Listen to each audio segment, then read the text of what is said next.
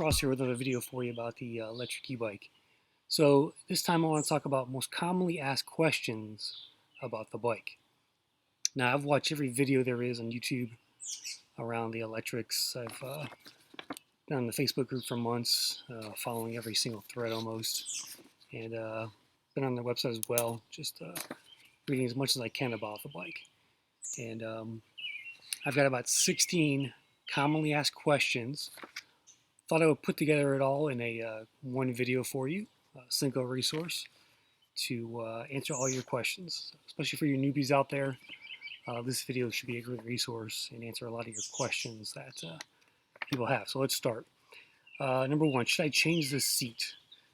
Basically, yes. Most people will get a Cloud 9 or a Bikeroo. Lectric now also sells their own comfort seat as well. So you're definitely going to want to change the seat once you get the bike. Number two, what other accessories do I need? So sort of the minimum ones I see are a bike bag, a mirror, a cup, a bell, and a lock. Those are the kind of minimums you're going to want to get beyond anything else. How many miles on just throttle? So from everything I've read and watched, you should be able to get to about 20 miles on throttle only. And as a comparison, like PAS2, if you just run that, you should get around 40, 45 miles in mainly flat riding conditions. So your results may vary, of course. Let's see, number 4, my brake squeak, how do I fix them? So I think two answers here. Number one, get hydraulic brake calipers and replace them with the mechanical ones. That should really help solve that issue.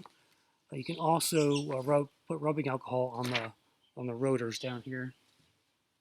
Can't really see it, but put rubbing alcohol on the rotors like once a week. That's what I do right now until I actually put the hydraulics on. That will really help to clean up some of the squeaking. It'll lessen it, at least, in my experience. Let's see here. How should I manage the battery? So Lectric says to charge it to only 75% if you want it to last longer over time. So that's roughly about 51 volts, I think, 51, 52 maybe. I started to do this more now that it's summer and I just leave my bike in the garage. I'll have to make a point to go out there and check it, like maybe after 4 hours to see where it's at. And then take it off the charger at that point.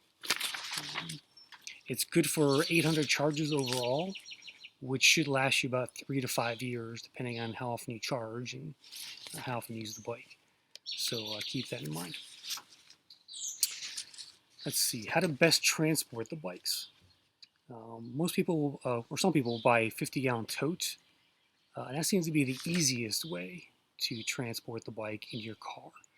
You just basically fold it, you pick it up, put it in the tote, and you pick up the tote and put that in your car, which is the easiest. So I have a Subaru Crosstrek, so I don't think the tote's going to fit in there because the bike will be too high in my opening. It's only about 26 inches maybe.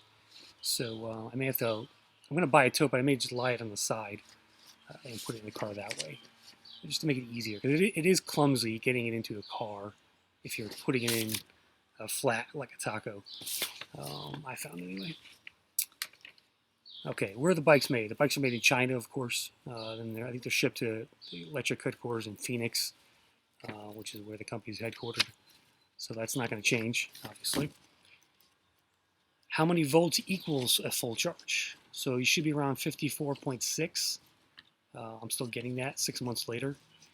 And it's empty around 39/40 volts, roughly, according to the website. I've never emptied my battery yet. I've gotten it down to maybe 44, I think, volts. And around 42 is going to really start to slow down. It's going to degrade, and you're not going to see as powerful a battery at that point. Okay, what PSI is best to ride on? So this is a great question. When I first got the bike, I set in the 30, went out for a ride, and realized that was way too harsh of a ride. So I dropped them down to 20 PSI. So if you do a lot of road biking, dirt trails, You definitely want to lower the PSI to down around 20, maybe even 15, depending on how bumpy where you live is. What tools are good to have for maintaining the bike? So I think at a minimum, I'd get an Allen wrench, a screwdriver, and an adjustable wrench. Those three should take care of most of your issues in terms of tightening stuff. How long does it take to fully charge the battery? That's 4 to 6 hours. I think I've gotten to mine fully charged to around 5 hours overall. So, what's top speed? Of course, out of the box, top speed is 20 miles an hour. Unlocked, you can get it to 28 with pedaling. I've unlocked mine. I can actually get to 22 miles an hour on throttle only on flat stretches.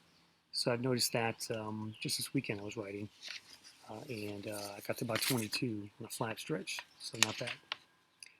How much does the bike weigh? It weighs 63 pounds according to Lectric. How many ways can you ride it? Of course, you've got pedal only, pedal assist, and throttle. Should I leave the key in it? Well, so during the winter, I would take the battery out and store it inside in my house. I didn't want it to get too cold. And that's kind of a general good rule of thumb. Now that summer's here, I just leave everything in the bike. I charge it inside. I leave the battery and I charge it on the bike itself. And I leave the key in it. The one time when you should take the key out is when you're transporting the bike, because you don't want it to get knocked around and bent while it's inside the battery. So I'd recommend taking the key out if you do transport it in a car or you fold it up. What's new in the 2.0s? Of course, kind of 5 main things. You got the front suspension fork. You got more mounting brackets for front and the back. It's more waterproof, especially the display on top. Longer handlebars and 3-inch fat tires versus the 4-inch. So that's, I think, is about 16 different FAQs. That's what I got. Curious what you think. What I missed maybe that is a commonly asked questions about electric e-bikes. So put them in the comments, and don't forget to subscribe and like the channel as well. If you put them in the comments, I'll do an updated video after maybe say a month and add these comments into the video itself. So I'll keep building on this resource for you all. So I'm Chris Cross. See you on the road.